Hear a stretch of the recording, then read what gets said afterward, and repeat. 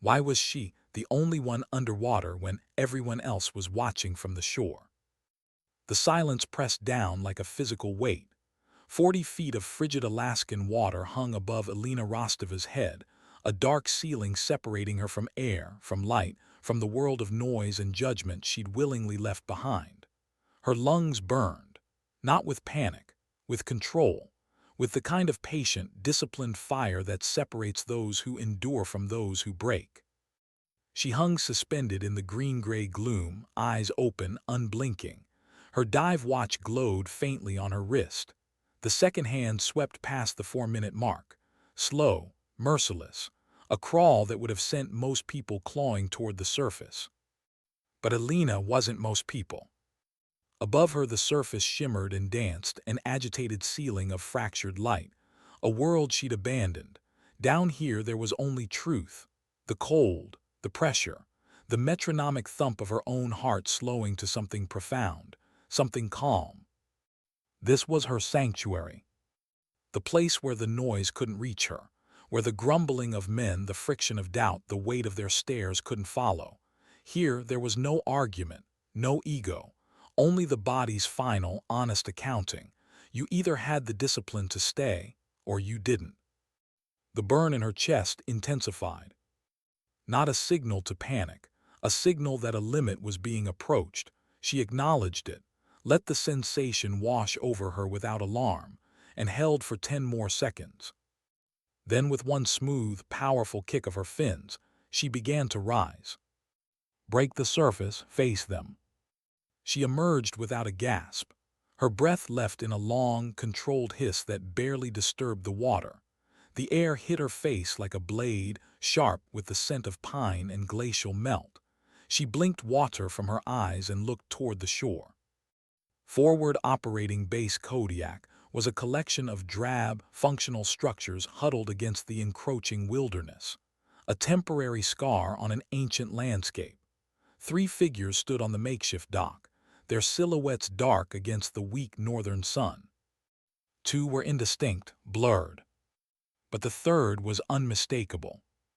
Petty Officer First Class Marcus Thorne, lead breacher for the visiting Navy SEAL attachment. He stood with his arms crossed, a posture of casual, proprietary ownership, like he owned the territory, like he owned the air. He was built like a machine designed for one purpose, breaking things, doors, equipment, people. His disapproval of her presence had been a low-frequency hum since her arrival, constant, grating, a static in the background of every operational briefing, every gear check, every shared space. She was an outsider, a specialist in Arctic warfare and survival, attached to their unit for this specific deployment. But in his eyes, she was just a woman, an unwelcome variable in his rigid masculine equation of combat. Elena pulled off her dive mask. The cold air shocked her skin. She began the slow, steady swim toward the dock, her movements economical, fluid, every stroke precise. The real test wasn't holding her breath. It was dealing with the men who waited for her to run out of it. The mess hall smelled like scorched coffee and wet wool. It was all raw plywood and exposed wiring, a temporary haven against the Alaskan cold that was already creeping through the walls as evening settled in. Elena sat alone at a corner table, methodically disassembling her rifle, each component laid out on an oilcloth with the precision of a surgeon. The smooth metallic clicks of the bolt carrier group sliding free were a familiar rhythm, comforting, honest. Across the room, Thorne held court. His voice was loud, a gravelly boom that filled the space. He was recounting a story from a previous deployment, gesturing wildly. His audience, a handful of younger operators from his team, laughed on cue, but his eyes kept flicking toward her, small, hard points of blue in a weathered face. She ignored him. Her attention was absolute, focused on the carbon scoring inside the gas tube. She could feel the weight of his gaze, though, the judgment. She was not one of them. She had not endured their legendary training, had not earned the trident pinned to their chests. Her expertise was in the environment, they saw only as an obstacle. She understood the cold not as an enemy to be conquered with brute force, but as a condition to be understood, adapted to, even used. To Thorne, this was soft science, an academic exercise. War in his mind was about overwhelming force, not subtle accommodation. Cole and Davis, two other members of the SEAL team, sat at a nearby table speaking in lower tones. They were younger than Thorne, their skepticism less overt but still present. They watched her with professional curiosity, their expressions unreadable. They'd seen her file, knew her qualifications on paper. But paper meant little out here. Master Chief Petty Officer Shaw sat by the stove, nursing a mug of tea. His face was a roadmap of long years in hard places. He watched everyone and said nothing. His silence was more commanding than Thorne's volume. The tension in the room was palpable, an invisible current flowing from Thorne's table toward hers. Elena continued her work, wiping down the firing pin, her movements deliberate and unhurried. Let them watch, let them doubt. The rifle didn't care about gender or reputation. It cared only for clean tolerances and correct assembly. Her work was its own statement. She was here to do a job, not to win a popularity contest. But she knew, with a certainty that chilled her more than the Alaskan air, that Thorne would not let it be that simple. His ego was a predator, and it needed to be fed. The challenge, when it came, was as crude and predictable as she'd expected. Thorne pushed back from his table, the legs of his chair scraping loudly on the plywood floor. He walked over to her, and the others in the room fell silent. He stopped before her table, looming, casting a long shadow that covered her weapon parts. "Rostova," he began, his voice laced with a condescending drawl. "Master Chief says you're some kind of hand-to-hand expert. Read it in your file. Lots of fancy words, all that dojo stuff." He gestured vaguely with a thick hand. Elena didn't look up. She continued to wipe a light film of oil onto the bolt, her focus unwavering. "I have the required training for my assignment, Petty Officer," she said, her voice even and calm. Her refusal to meet his gaze, to acknowledge his dominance play, seemed to enrage him further. "Required training," he scoffed, a harsh, ugly sound. "We're not filling out paperwork here. Out here it's real. I don't care what some instructor signed off on. I want to see it." He leaned forward, placing his hands flat on her table, his knuckles white. The small plastic bottle of lubricant rattled. "Full contact sparring. No pads, no points. Submission or knockout. Right here, right now." He paused, his face twisted into something cruel. "Or is that not part of your required training?" This was a flagrant breach of protocol. Unsanctioned fights were grounds for immediate disciplinary action. It was a test not just of her skill, but of her professionalism. If she accepted, she was lowering herself to his level, breaking the rules she was expected to uphold. If she refused, he would frame it as cowardice, cementing his narrative that she was an academic, a liability, all theory and no substance. The entire room was watching. Cole and Davis looked uneasy. Master Chief Shaw's eyes narrowed, but he remained silent, observing. This was her problem to solve. Elena slowly placed the bolt on the oilcloth. She finally lifted her head, her gaze meeting Thorne's for the first time. Her eyes were calm, devoid of anger or fear. "A challenge of that nature, outside of sanctioned training parameters, is unprofessional and violates standing orders," she stated, her tone flat, factual. "It serves no tactical purpose and introduces unnecessary risk to personnel and mission readiness." Thorne's face darkened. "I knew it, all talk." He started to turn away, a triumphant smirk on his face. "However," Elena continued, her voice cutting through the smug atmosphere he was trying to create, "if you wish to engage in structured hand-to-hand training within appropriate parameters, with Master Chief's approval and under his supervision, I would be willing to participate, for the benefit of team readiness." It was a masterful deflection. She had turned his crude challenge into a professional training opportunity, one that would require Shaw's authorization and oversight. It forced Thorne to either back down entirely or escalate in front of the senior enlisted leader, revealing his true intent. Thorne's jaw clenched. He looked at Shaw, who was watching the exchange with an expression that gave nothing away. "Master Chief," Thorne pressed. Shaw took a slow sip of his tea, set the mug down, stood. "If you want to see what Specialist Rostova can do, petty officer, there are proper channels. But since you've already made this a public spectacle—" He paused, his gaze shifting between them. "Tomorrow, 0800, the training mat, full protective gear. I'll ref. This stays professional or it doesn't happen at all." It wasn't what Thorne wanted, but he'd backed himself into a corner. He nodded once curtly and walked out. Elena returned to her rifle. But there was something else now, something unspoken in the air. She'd won the first round without throwing a single strike. But tomorrow, the real test would begin. What happens when ego meets discipline on a frozen training mat at dawn? The temperature had dropped overnight. The training mat, a worn canvas square stretched over foam, was rigid with frost. Steam rose from Elena's breath as she stepped onto it, barefoot despite the cold. The discomfort was irrelevant. Pain was a distraction only if you let it be. Thorne was already there, stretching aggressively, his movements loud and theatrical. He wore minimal gear, a thin compression shirt, training pants, trying to look tough, trying to intimidate.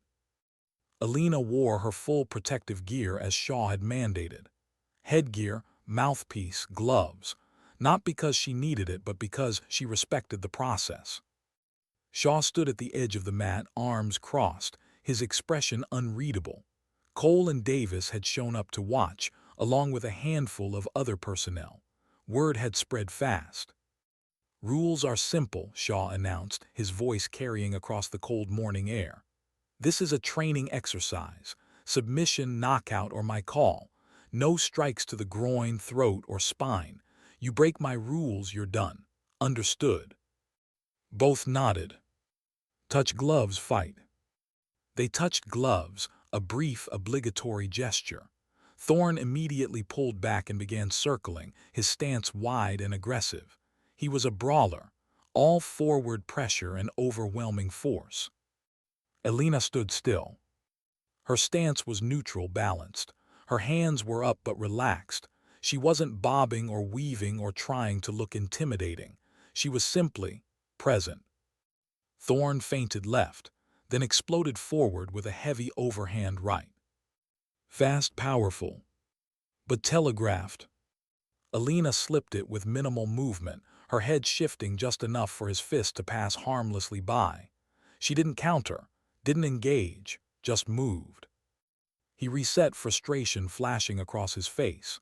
He came again, this time with a combination, jab, cross, low kick, more technical, more committed. She moved like water, parrying the jab, sliding outside the cross, checking the kick with her shin. Still no counter. "Fight back," Thorne snarled, breathing harder now. She said nothing. Third time he lunged in, trying to close the distance for a clinch, to use his size and strength. This time, Elena moved into him, not away. She controlled his wrists, broke his posture, and swept his lead leg. He hit the mat hard. Before he could process what happened, she was already back on her feet, reset to her neutral stance. Shaw's voice cut through. 1 point, Rostova, reset. Thorne's face was red now, not from exertion, from humiliation. They touched gloves again, but this time he didn't wait. He charged immediately, trying to overwhelm her with aggression. Wild hooks, attempting a takedown, anything to connect, to hurt, to win. Elena's defense was surgical. She redirected his force, used angles, made him miss by inches. And every time he overcommitted, she punished him. A clean counter to the body. A trip that sent him sprawling. A wrist lock that made him tap frantically. 2 points, 3 points, 4. Shaw's voice was dispassionate. Factual. By the 10th minute, Thorn was gasping for air, his movements sloppy. Alina's breathing was still controlled, calm. Last round, Shaw called. Thorn, desperate now, threw everything into one final assault. He shot for a double-leg takedown, driving forward with all his weight. Alina sprawled perfectly, her hips back, her weight distributed. She wrapped her arm around his neck, securing a guillotine choke. Not brutal, just precise. She dropped to her back, pulling him into her guard and locked it in.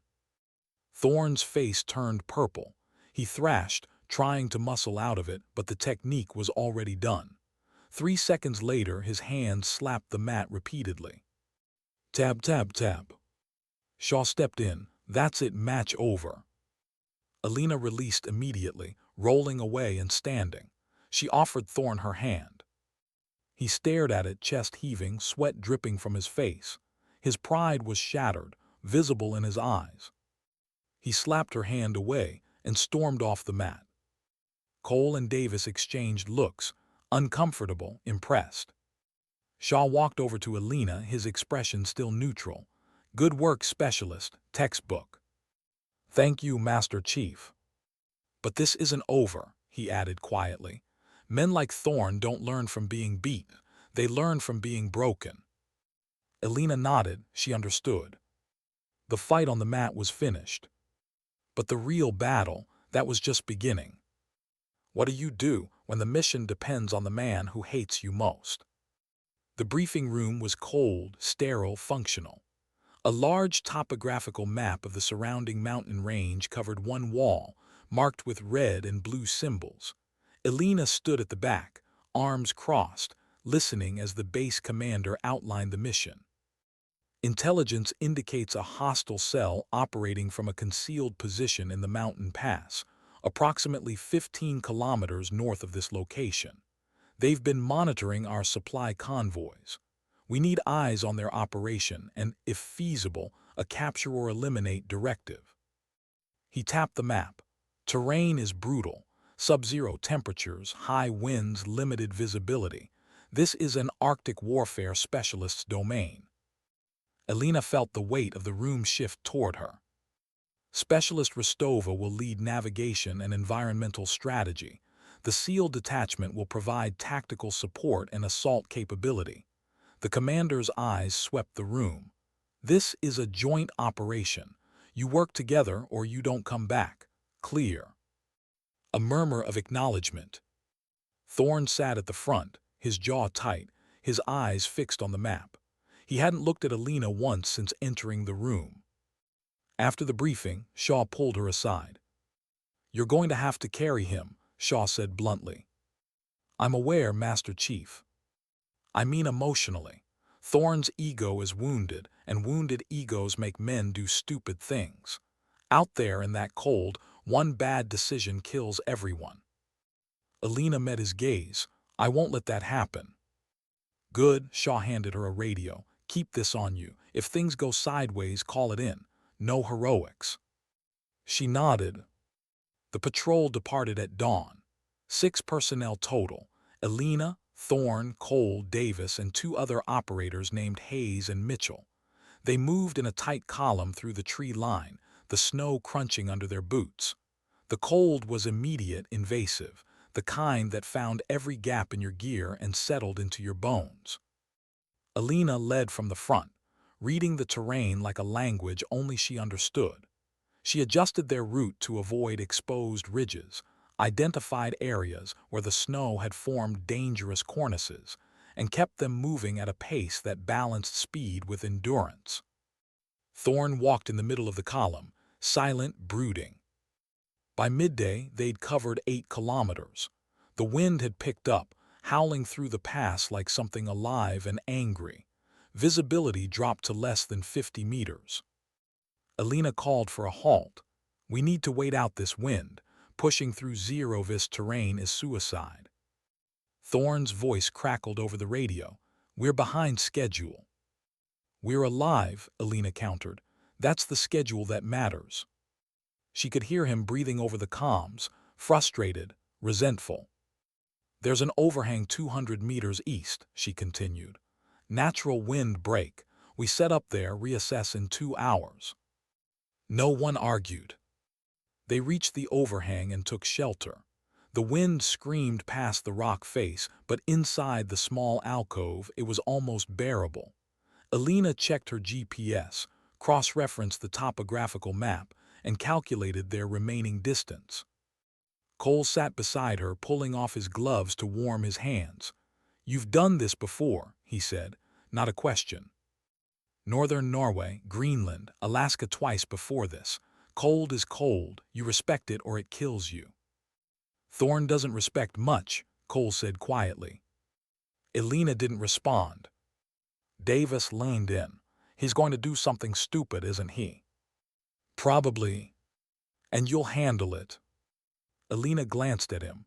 "I'll handle the mission. What Thorn does is his choice." But even as she said it, she knew, she could feel it coming. The tension, the inevitability. Wounded pride was dangerous. Out here it could be lethal. 2 hours later, the wind died down. Alina checked the route one more time, then signaled to move out.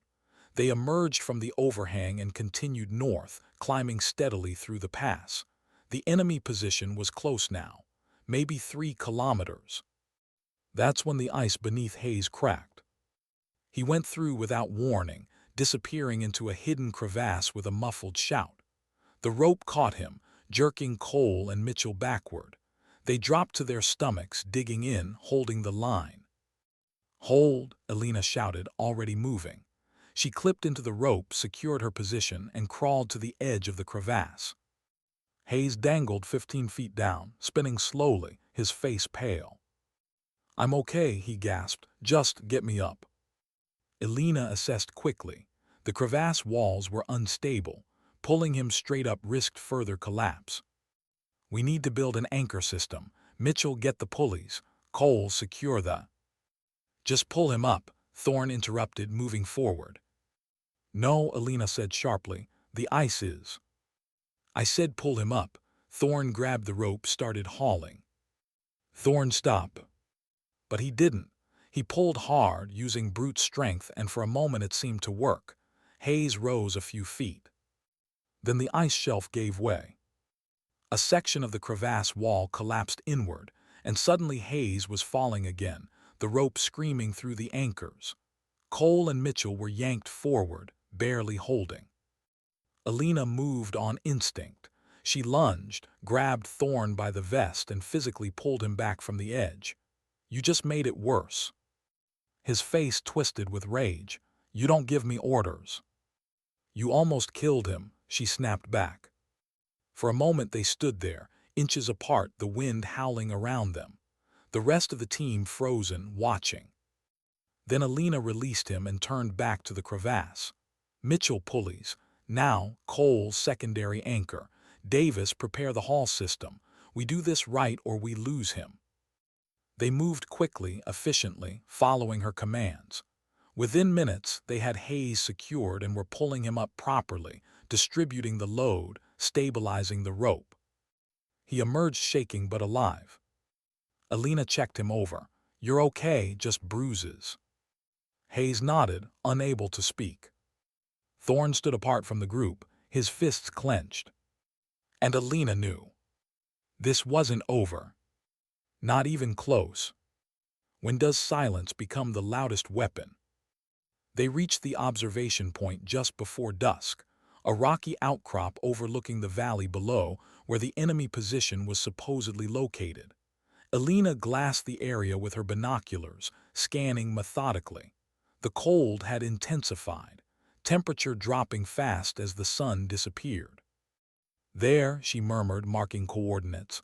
"Northwest corner, 3 structures. Heat signatures suggest at least 6 hostiles." Shaw's voice crackled over the long-range radio. "Confirmed. Hold position.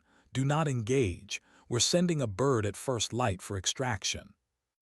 "Copy that," Alina replied. They set up a defensive perimeter and began digging into the snow to create shelter.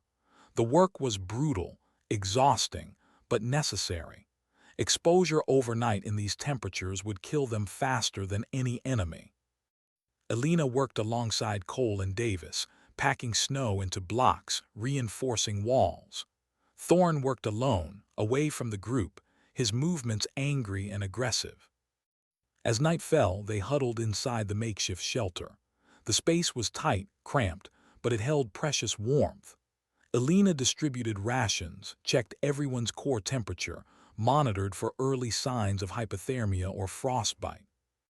Thorne refused to let her check him. "I'm fine," he growled. "Your fingers are white," Elena said calmly. "That's the start of frostbite." "I said I'm fine." She didn't argue, just left a heat pack beside him and moved on. The hours crawled by. Outside, the wind screamed. Inside, 6 people breathed in the darkness, conserving heat, conserving energy. No one spoke. Around midnight, Thorne shifted, moving toward the entrance.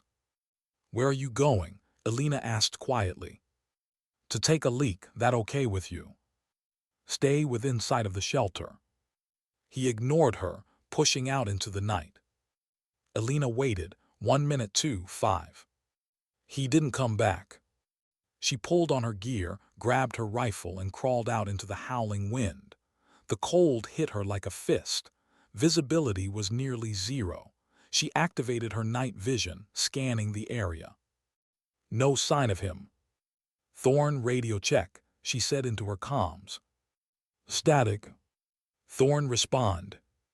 "Nothing."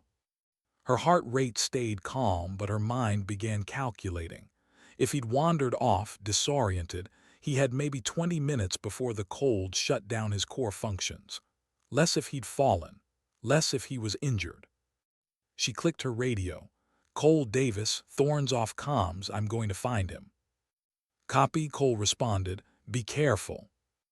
Elena moved quickly but carefully, reading the snow for tracks. The wind had already begun to erase them, but she could still make out faint depressions. Heading northeast, away from the shelter, away from safety. Why would he? Then she understood. He was heading toward the enemy position. Alone.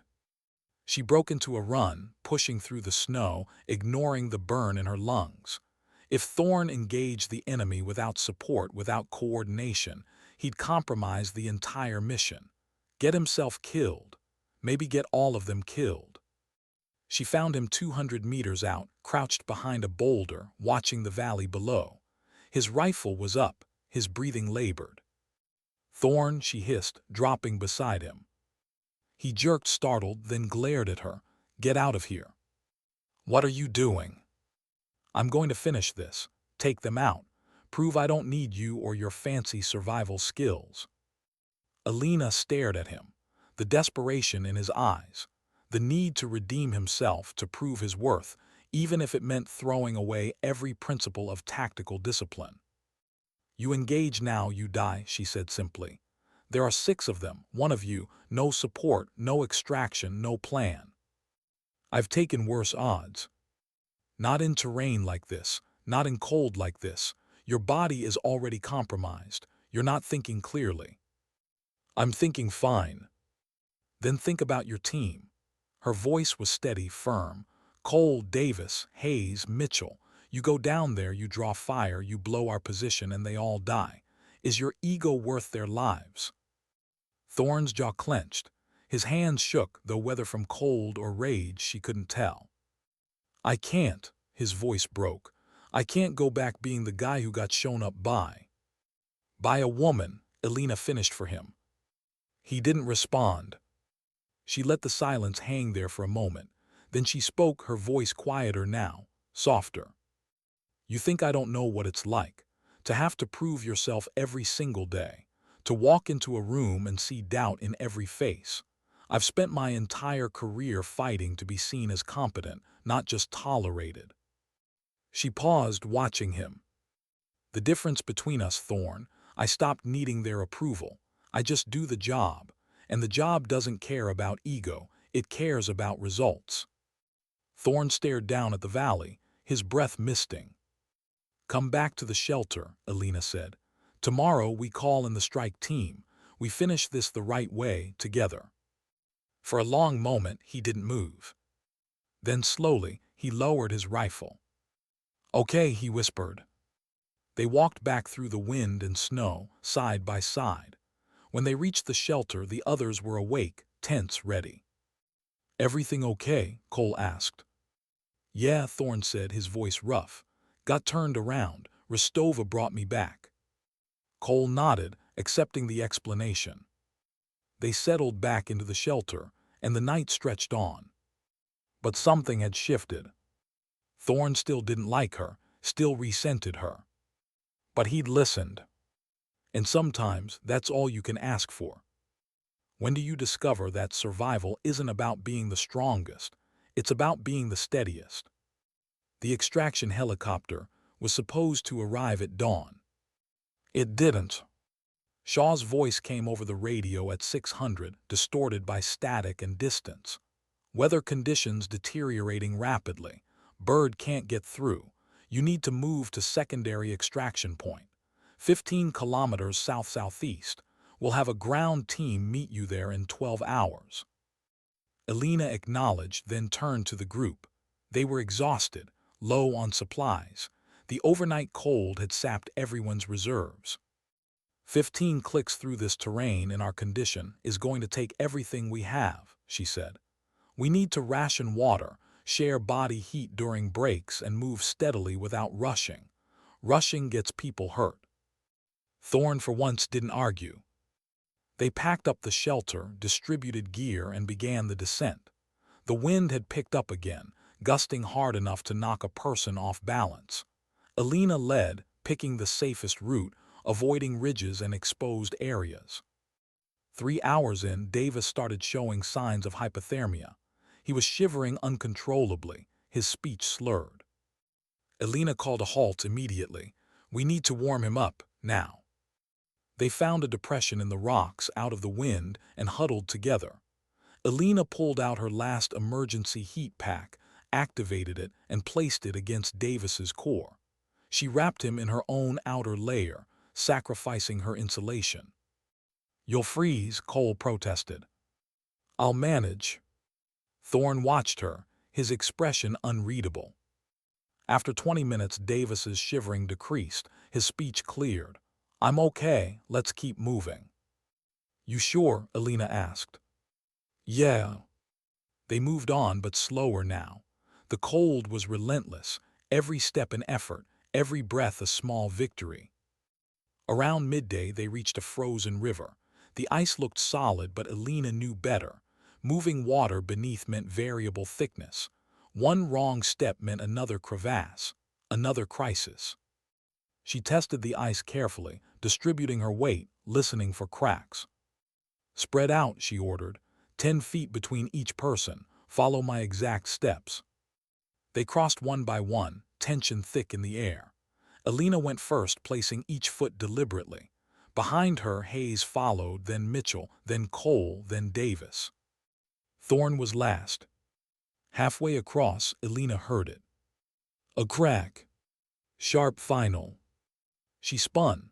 Thorne had stopped, frozen, staring down at the ice beneath his feet. A spiderweb of fractures was spreading outward from where he stood. Don't move, Elena said, her voice calm but commanding. It's gonna give, Thorne said, his voice tight. It might, but if you panic, it will. She secured her rope, tied off to a rock on the far bank. I'm coming back for you. Stay absolutely still. Don't, Thorne said. You'll just. Shut up, Thorne. Let me work. She moved back onto the ice, slowly redistributing her weight, spreading the load. She reached him, hooked a carabiner to his vest, and clipped him into the rope. When I say go, you move fast toward the bank. Understood. He nodded. Go. They moved together, fast but controlled. The ice groaned beneath them. A section gave way just as they reached solid ground, but they were already clear, rolling onto the rocks, gasping. The rest of the team pulled them up, away from the edge. Thorne lay on his back, staring at the sky, breathing hard. You came back, he said quietly. Elena glanced at him. That's the job. No, he said, meeting her eyes. You came back after everything I came back because you're part of this team, and we don't leave people behind. He looked away, something breaking in his expression. They continued on, the kilometers grinding away beneath their boots. The cold pressed in from all sides. Exhaustion was a weight they all carried, but they kept moving. Because Alina kept them moving. By the time they reached the secondary extraction point, it was dark again. The ground team was waiting with vehicles, hot food, medical supplies. They'd made it, all 6 of them. As they loaded into the vehicles, Thorne approached Alina. He stood there for a moment, struggling with something. "Thank you," he finally said. It wasn't an apology, not quite. But it was acknowledgement. Alina nodded, "You're welcome." And that, for now, was enough. What does it take for respect to be given freely, not taken by force? The debriefing room back at the base felt sterile and airless after the raw wilderness of the mountains. A single fluorescent light hummed overhead, casting a flat, unforgiving glare on the metal table. Alina sat on one side, her posture perfect, her hands resting calmly in her lap. Opposite her sat the base commander, a stern-faced colonel and Master Chief Shaw. Cole and Davis had already given their statements, their reports corroborating every detail of Alina's account. Thorne was not present. He was in the medical bay, his arm in a sling from a separate incident, awaiting transfer and a disciplinary board that would almost certainly end his career. Wait, that wasn't right. Alina's memory flickered. The debriefing room. But why was Thorne in the medical bay? What had happened after the river crossing? The answer came flooding back. After they'd reached the secondary extraction point, after the relief, after the brief moment of shared survival, Thorne had snapped one final time. Not at her. At himself. He'd punched a support beam in the transport vehicle, fracturing his hand and dislocating his elbow in a moment of self-destructive rage. The medics had sedated him. Shaw had filed the report. And now, Alina sat in this cold room, explaining what had happened not just during the mission but during the entire deployment. The challenge in the mess hall, the sanctioned sparring match, the crevasse incident, the frozen river, the moment Thorne had almost compromised them all. The colonel finished reading Alina's written report, his expression unreadable. He set the papers down, aligning them perfectly with the edge of the table. "Your actions, Specialist Rostova," he began, his voice a baritone rumble, "were by all accounts exemplary.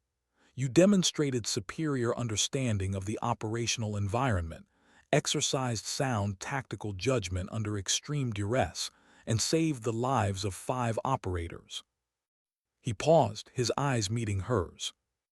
"You also repeatedly de-escalated confrontations with a senior NCO, maintained professional discipline under harassment, and completed a mission that would have failed without your expertise." Alina didn't react. She simply met his gaze. "Petty Officer Thorne's record will reflect his conduct on this deployment," the colonel continued. "He will be reassigned pending a full review, but that's not why you're here." He leaned forward slightly. "You're here because I need to understand something. Why didn't you file a formal complaint after the initial confrontation? Why didn't you demand his removal from the mission after the crevasse incident?" Alina considered the question carefully. "Because removing him wouldn't have solved the problem, sir. It would have simply delayed it. The issue wasn't Thorne specifically. It was the culture that allowed his behavior to persist unchallenged. If I'd filed complaints, demanded reassignments, I would have confirmed every bias about women in combat roles being disruptive, high maintenance, unable to handle friction." She paused. "Instead, I did my job. I proved my competence through action, not argument.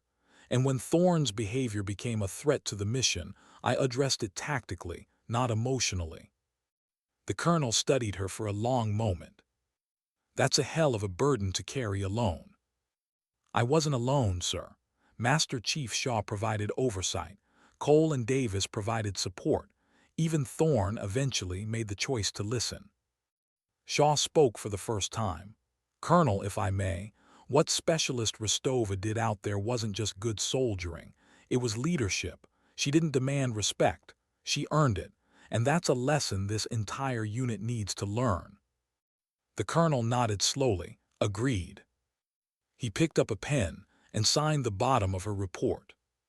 "There will be no negative marks on your record for any of this. In fact, I'm recommending you for a commendation. You held a team together under circumstances that would have fractured most units." "Thank you, sir." "Don't thank me yet. I'm also requesting your assignment be extended. We need more operators like you, people who understand that strength isn't just physical, it's mental, emotional, tactical." Elena absorbed this, an extension, more time in the cold, more time proving herself. But also, more time teaching others that there was another way. "I accept, sir." Later, as she was cleaning her gear in the quiet solitude of the maintenance bay, Cole approached her. He stood awkwardly for a moment, shifting his weight. The easy arrogance he'd carried before the patrol was gone, replaced by quiet humility. "Rostova," he said, his voice low, we wouldn't have made it back without you. None of us." He wouldn't quite meet her eye, instead focusing on the rifle she was meticulously oiling. "What you did up there, the shelter, the navigation, keeping Thorne from getting us all killed, I've never seen anything like it." It wasn't an apology, but it was something more valuable, an admission, the sound of a perception changing, of respect being earned through undeniable competence. Davis appeared behind him, nodding in agreement. "Thorne had it coming, but you just handled it, all of it." Elena paused her work, looking at them. There was no need for a speech, no need to acknowledge their praise directly. The recognition was in their eyes, in the way they stood, in the new distance and deference they afforded her. The institutional culture had not been overturned in a day, but a crack had appeared in the foundation of its prejudice. She had not set out to prove a point, only to do her job and survive. But in doing so, she had revealed a deeper truth about the nature of strength. She gave them a single, small nod of acknowledgement, and they took it as the dismissal it was, turning and leaving her in peace. The quiet respect she now commanded was worth more than all the loud boasts Thorne had ever made. Days later, as she stood on the dock again, the same dock where this had all begun, Elena looked out over the frigid Alaskan water. The surface was calm now, reflecting the pale northern sky. She thought about Thorne, about his need to dominate, to prove himself through force, about how that need had nearly destroyed him and everyone around him. She thought about the cold water beneath her, about holding her breath, about knowing when to surface. Strength, she'd learned long ago, wasn't the ability to break things. It was the discipline to hold them together. And dignity didn't need to announce itself, didn't need to shout or intimidate or demand. It simply acted. It endured. And when the moment came, when everything was on the line, it made the choice that mattered most. Not for recognition, not for praise, but because it was right. Elena pulled her dive mask from her pack, checked the seals, and stepped into the water. The cold enveloped her like an old friend, and she descended into the silence once more. Sometimes the loudest message is the one spoken without words.